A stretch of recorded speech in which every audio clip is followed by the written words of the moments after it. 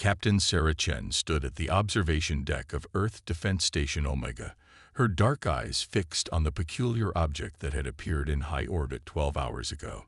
The so-called unbreakable vault hung against the backdrop of Earth's blue marble, its prismatic surface reflecting sunlight in ways that defied conventional physics. Another reading coming in, Captain, Lieutenant Park announced from his station.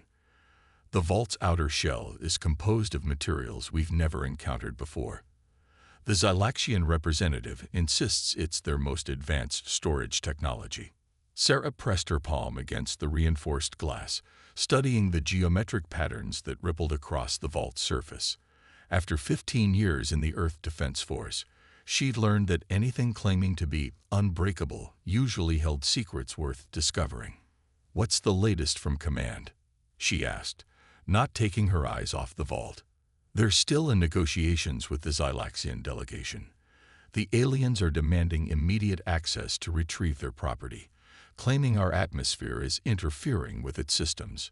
Park's fingers flew across his holographic display. "But get this, they won't tell us what's inside." Sarah finally turned from the window, her expression thoughtful. "And they just happened to park it in orbit around Earth, the only known Class X psychic amplification zone in the galaxy. That's one hell of a coincidence." The station's sensors chimed, drawing their attention to a new set of readings. The vault's surface had begun to pulse with an irregular rhythm, its perfectly geometric patterns starting to distort. "Captain," the station's AI announced, its voice carrying an unusual note of concern, "I'm detecting a cascading reaction in the vault's outer shell. The material appears to be responding to Earth's electromagnetic field in an unexpected way." Sarah leaned over the main console, studying the rapidly changing data. The vault's surface temperature was rising, but not from any external source. Whatever was happening was coming from within. "Get me a direct line to the Xylaxian ship," she ordered. "And someone wake up Dr. Morrison in xenophysics. I want to know exactly what happens when their advanced technology meets Earth's natural psychic field." The communication screen flickered to life, revealing the elongated, silvery face of Ambassador Kex. The Xylaxian's normally smooth features were contorted with what Sarah recognized as anxiety. "Captain Chen," Kex's translated voice crackled through the speakers. "You must allow us to retrieve our property immediately. Your planet's unusual properties are creating a dangerous resonance with our containment systems." Sarah crossed her arms. "Funny how you didn't mention this risk when you first parked that thing in our orbit. What exactly are you containing in there, Ambassador?" The vault's surface flared suddenly, a web of fractures appearing across its supposedly indestructible shell. Alarms blared throughout the station as energy readings spiked off the charts. "Emergency protocols engaged," the AI announced, detecting quantum-level instabilities in the vault structure. "Captain, the reaction appears to be self-sustaining." Sarah watched as the Xylaxian ambassador's composed diplomatic facade crumbled. "You don't understand," Kex insisted, their silver skin taking on a panicked sheen. "That vault contains critical data about your world's unique properties, data that took centuries to compile. If the containment fails—" "You've been studying us," Sarah interrupted, the pieces falling into place. "All those diplomatic missions over the past decades. You weren't establishing relations, you were gathering intelligence on Earth's psychic field." The vault's surface had begun to ripple like mercury in zero gravity, its supposedly impenetrable shell buckling under forces it was never designed to withstand. Earth's natural psychic field, the same phenomenon that had protected humanity from countless would-be invaders, was proving that unbreakable was a relative term. "Dr. Morrison has arrived in the lab," Captain Park reported. She says we might be witnessing the first documented case of psychic molecular destabilization. The vault's atomic structure is being altered by exposure to Earth's field." Sarah turned back to the increasingly distressed ambassador. "Here's what's going to happen, Kex. You're going to tell us exactly what's in that vault, and then we're going to help you stabilize it. Together. Or we can watch it tear itself apart and hope whatever's inside doesn't cause an incident that both our governments will regret. As if to emphasize her point, another series of fractures appeared across the vault's surface, spreading like lightning through its once perfect geometrical patterns. The next few hours would reshape diplomatic relations between Earth and the Zalaxian Federation forever. But more importantly, they would remind the galaxy why humanity's homeworld had earned its reputation as a place where the impossible became possible, and where even the unbreakable could be broken. The vault's surface had turned from mirror-smooth to turbulent waves of liquid metal, each ripple sending cascades of data across the station's sensors. Dr. Eleanor Morrison hadn't slept in 36 hours, but her eyes were bright with fascination as she studied the readings. "It's beautiful," she breathed, manipulating the holographic model hovering above her workstation. The vault's outer shell was designed to adapt to any external threat: physical force, temperature extremes, even conventional energy weapons. But Earth's psychic field, it's not attacking the vault at all. It's singing to it. Sarah leaned against the lab's central console, watching as the doctor's hands danced through the projection. Singing. "Look here." Eleanor highlighted a section of the data stream. Earth's natural field operates on multiple frequencies simultaneously, something we've always known but never fully understood. The vault's defensive systems are trying to adapt, but instead of establishing a single harmonic response, they're being forced to resonate across the entire spectrum. Ambassador Keck stood rigid in the corner, their silvery skin reflecting the lab's emergency lighting. "This is precisely why we needed to remove the vault immediately. Your world's unique properties are corrupting years of careful research." Corrupting. Eleanor's laugh held a sharp edge. "Ambassador, your vault is experiencing something unprecedented. The molecular structure of its shell isn't just resonating with our atmosphere, it's evolving. These patterns," she gestured to the swirling surface visible through the observation window, "they're not random deterioration. They're new formations." Sarah straightened, her military training picking up on the implications. New formations of what exactly? Before Eleanor could answer, the vault pulsed with a brilliant flash. When their vision cleared, the entire surface had transformed.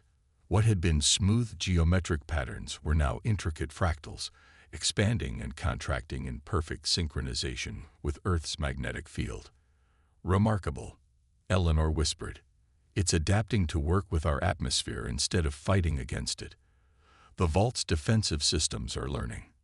"Impossible," Kex protested, but their translated voice wavered. "The containment protocols are absolute. They cannot be altered." "Cannot be altered by conventional means," Sarah corrected. She turned to Eleanor. "Doctor, could you explain what makes Earth's atmosphere so special? In terms our guest might appreciate." Eleanor's eyes lit up with professional enthusiasm. Most worlds with psychic properties generate a single type of field, usually defensive or communicative. But Earth's atmosphere is a conductor for every type of psychic energy we've ever encountered. It's like, imagine a musical instrument that can play every note in existence, simultaneously, in perfect harmony. The vault pulsed again, and new data flooded the screens. Eleanor rushed to capture it all, her fingers flying across multiple interfaces at once. "The vault's shell isn't failing," she announced. "It's transcending its original design. Ambassador, your unbreakable containment system is doing exactly what it was meant to do, adapting to protect its contents.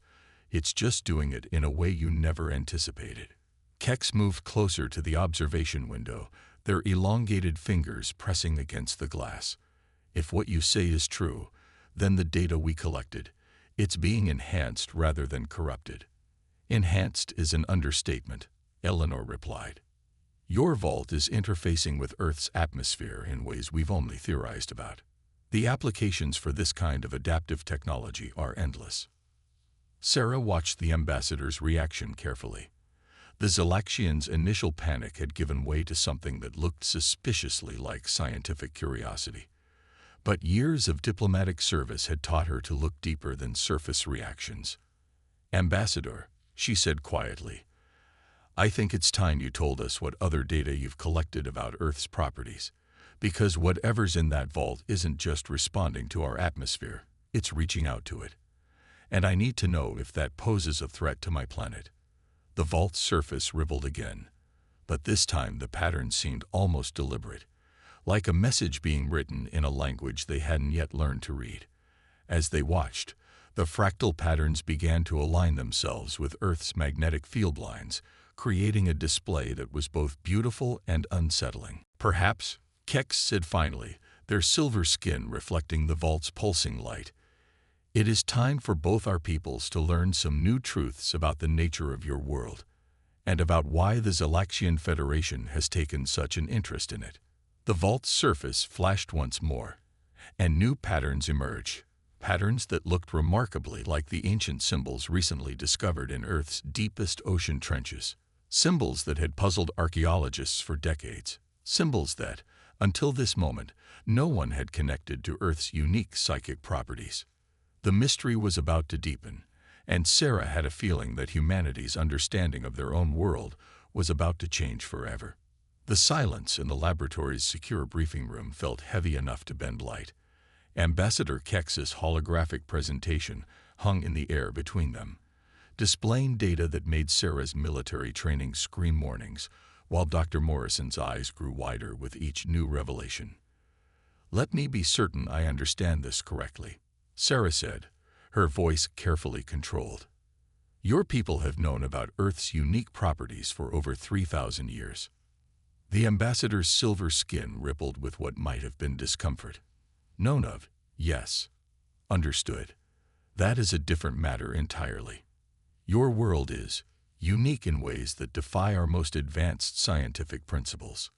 Eleanor stepped through the hologram, her hand passing through a complex wave pattern that represented Earth's psychic field. "These measurements, they're impossible. The energy density alone should have turned our atmosphere into plasma millions of years ago." "Precisely," Kex responded. "Yet here you stand, on a world that should not exist, breathing an atmosphere that defies the fundamental laws of psychic physics, and more incredibly, evolving to harness these energies in ways we still cannot fully comprehend." Sarah's eyes narrowed. "Is that what the vault contains? Your attempts to understand how we harness these energies?" The ambassador's silence was answer enough. Eleanor suddenly stopped her examination of the data, her face paling. "The deep ocean symbols. They're not ancient human writings at all, are they?" "No," Kex admitted. "They are monitoring stations, placed by my ancestors when they first discovered your world. We believed, at the time, that Earth's unusual properties were the result of artificial manipulation, perhaps by some long-vanished civilization. The vault contains 3,000 years of observations, theories, and—" They hesitated. "Experiments." Sarah's hand instinctively moved toward her sidearm. "Experiments. Nothing invasive," Kex assured quickly. "But we needed to understand.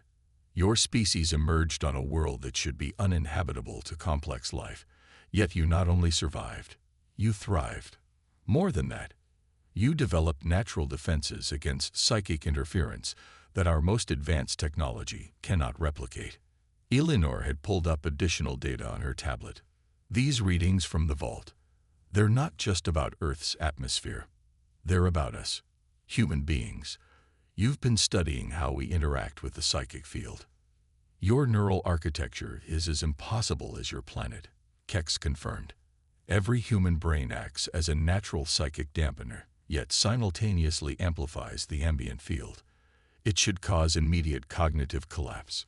Instead, it makes you essentially immune to psychic manipulation while allowing you to unconsciously shape the field around you." Sarah watched as Eleanor's expression shifted from scientific fascination to dawning comprehension. "Doctor, what are you seeing?" "The vault's reaction to our atmosphere. It wasn't random at all." Eleanor's fingers flew across her tablet. "Captain, remember how I said Earth's field was like an instrument playing every note at once? I was wrong. It's not playing notes, it's playing us. Humanity's collective consciousness has been unconsciously shaping Earth's psychic field for millions of years. The ambassador's skin had taken on a metallic sheen that Sarah was beginning to recognize as intense emotion, which is why the vault's containment systems are failing. They were designed to adapt to any external threat, but Earth's field isn't external at all. It's a living, evolving energy matrix shaped by every human mind that has ever existed on this planet. And now that matrix is reaching out to the data in your vault, Eleanor concluded. It's not trying to destroy the information. It's trying to integrate it, to understand itself. Sarah moved to the observation window, watching as new patterns continued to form across the vault's surface. So for 3,000 years, you've been studying us, trying to understand how we can exist in an environment that your science says should be impossible. And now that environment is studying you back. The implications are concerning, Kex admitted. If Earth's psychic field is truly conscious, truly capable of learning and adapting through its connection to human consciousness, then humanity isn't just living on a Class X psychic amplification zone, Eleanor finished. We're part of it. We're its nervous system, its brain. The vault pulsed again, and this time the patterns that formed across its surface were unmistakably similar to human neural networks. The containment systems weren't failing.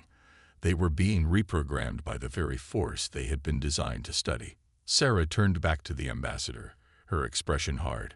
I think it's time you shared everything you know about those monitoring stations in our oceans. Because if Earth's field is truly awakening to its own nature, we need to understand exactly what your people have been doing to our planet for the last 3 millennia. The ambassador's skin had turned almost translucent with stress. Captain Chen, what you must understand is that the monitoring stations are not merely observing anymore. They're interfacing. And if Earth's conscious field is truly reaching out through the vault, a new alarm blared through the station, and Eleanor's tablet erupted with alerts. Captain, the deep ocean stations, they're all activating simultaneously. The vault's surface erupted in a dazzling display of fractals and patterns, each one perfectly mirroring the neural activity of every human being on Earth. Humanity's homeworld was no longer just responding to the Zelaxians' observations. It was waking up. Red emergency lights pulsed through Defense Station Omega as Sarah sprinted down the corridor toward the command center, Eleanor and Ambassador Kex close behind. The station's AI was reporting simultaneous activations of ancient Zelaxian monitoring stations across every Earth ocean. Status report. Sarah barked as she burst onto the command deck. Lieutenant Park's hands were flying across multiple holographic interfaces, his face illuminated by streams of incoming data. The stations aren't just activating. Captain, they're transforming, Park reported. Similar molecular restructuring to what we observed in the vault. But the scale, it's massive. We're detecting energy signatures from the Mariana Trench to the North Atlantic Ridge. Eleanor pushed her way to a secondary console, her eyes widening at the readings. The ocean stations are synchronizing with Earth's psychic field, just like the vault. But there's more. They're establishing some kind of network. They're connecting. Impossible, Kex whispered, their silver skin almost transparent with distress. The stations were designed to operate independently, specifically to prevent any possibility of network formation. The risks of connecting such powerful psychic sensors across an entire planet were probably valid 3,000 years ago. Sarah interrupted, but you didn't account for one critical factor, human evolution. Dr. Morrison, explain what you're seeing. Eleanor's fingers danced across the console, bringing up a global visualization. Lines of energy connected the ancient stations, forming a web that pulsed in perfect synchronization with the patterns still flowing across the vault's surface. The stations aren't just linking to each other, she explained, excitement overriding her exhaustion. They're connecting through Earth's psychic field, using human consciousness as a transmission medium. We're not just part of the network, we're facilitating it. Every human mind on Earth is acting as a natural router, strengthening and directing the connections. Sarah watched as new data poured in from defense satellites and ground stations worldwide. What's the strategic significance?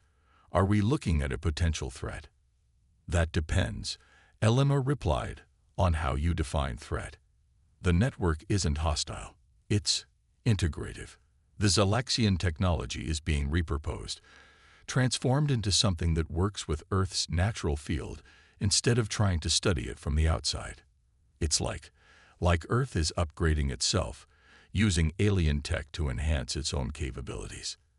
Ambassador Kex moved closer to the main display, their elongated fingers tracing the energy patterns. The vault's data, all our centuries of research and observation. Your world is not just accessing it, it's implementing it, improving upon it. Captain. Park's voice cut through the discussion. New energy signature detected in high orbit. The vault, it's transmitting. All eyes turned to the external feeds.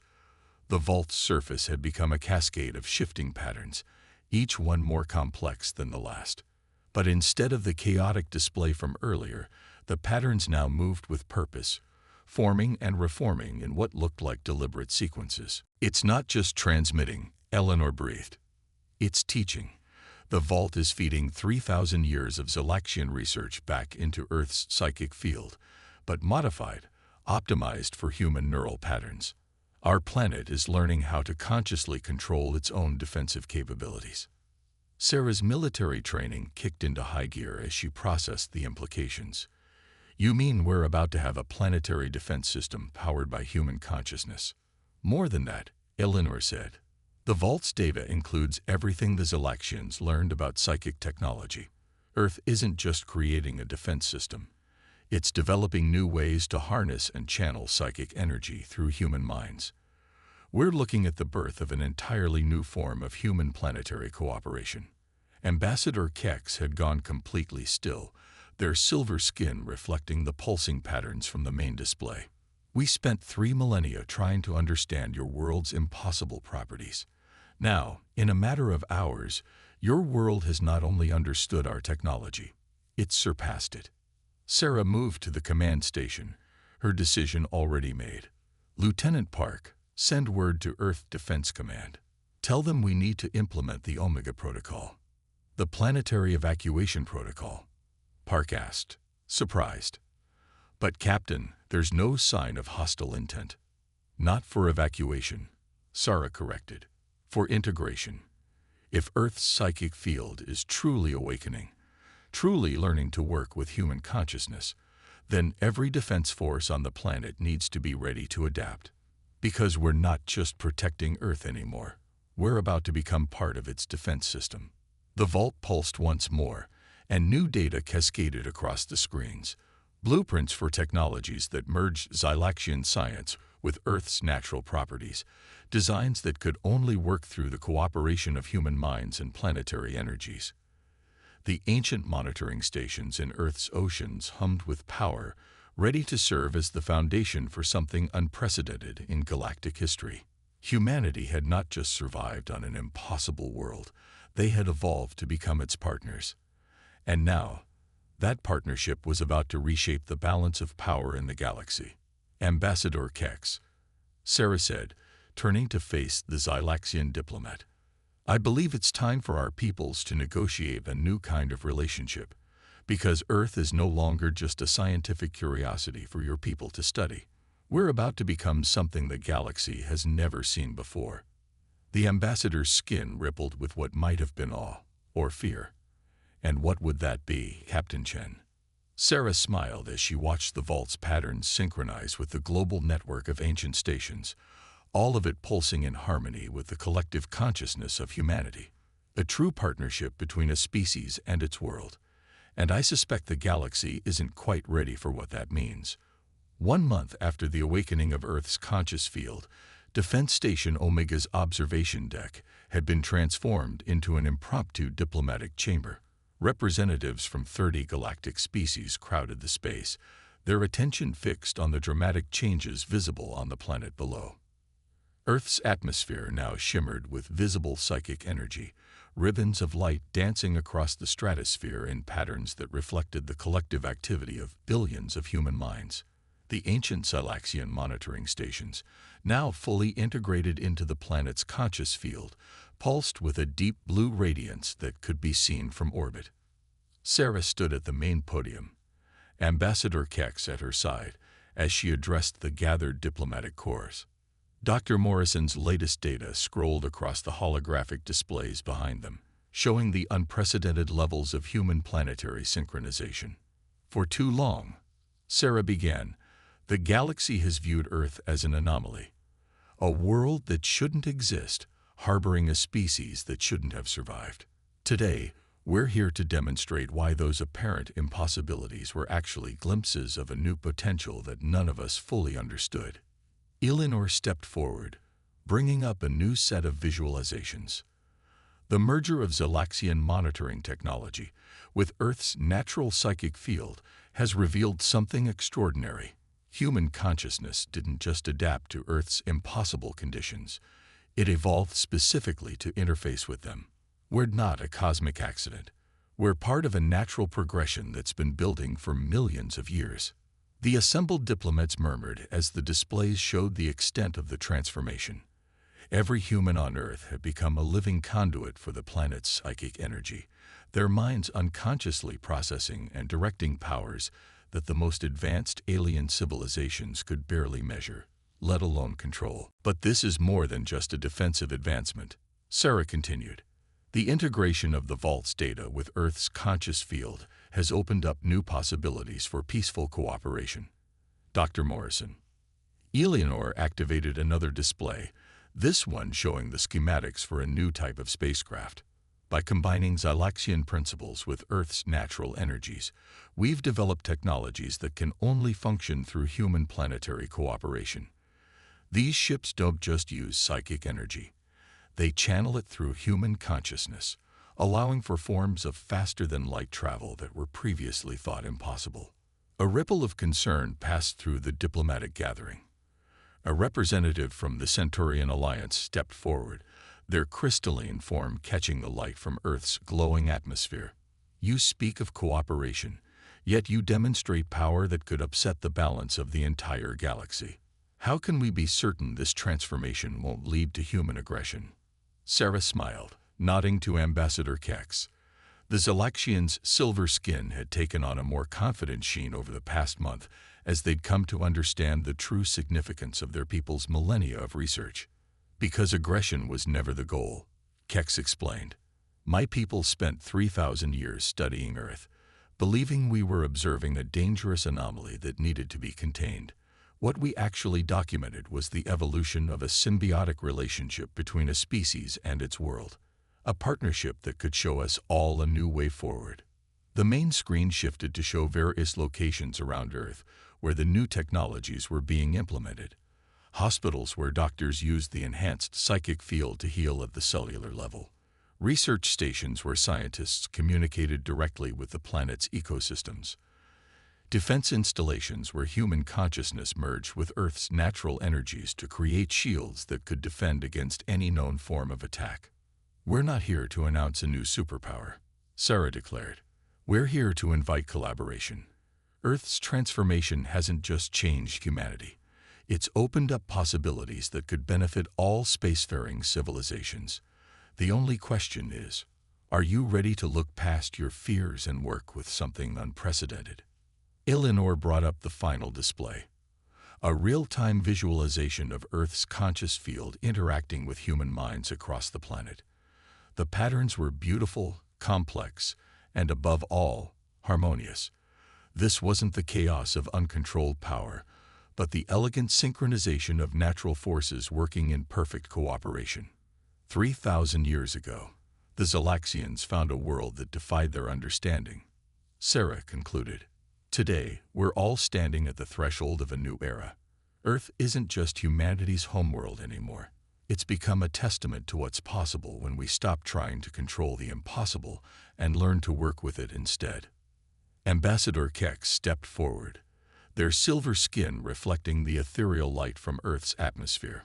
My people's greatest achievement wasn't building the vault or placing the monitoring stations. It was maintaining our curiosity long enough to be here when Earth finally revealed its true nature. The data we collected didn't give us power over this world. It helped this world understand itself. The assembled diplomats watched as another wave of psychic energy rippled through Earth's atmosphere, this one forming patterns that seemed to reach out toward the station. Every human present felt a subtle resonance, a reminder that they were part of something larger than themselves.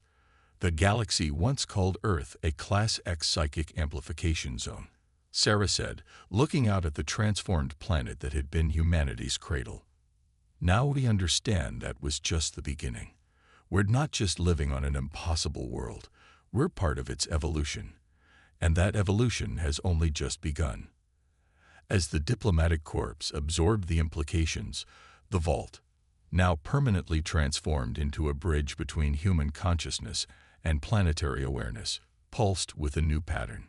It wasn't just a signal of change, but a promise of possibilities that even 3,000 years of Zalaxian research couldn't have predicted. The era of humanity as mere inhabitants of an impossible world was over. The age of true human-planetary partnership had begun, and the galaxy would never be the same.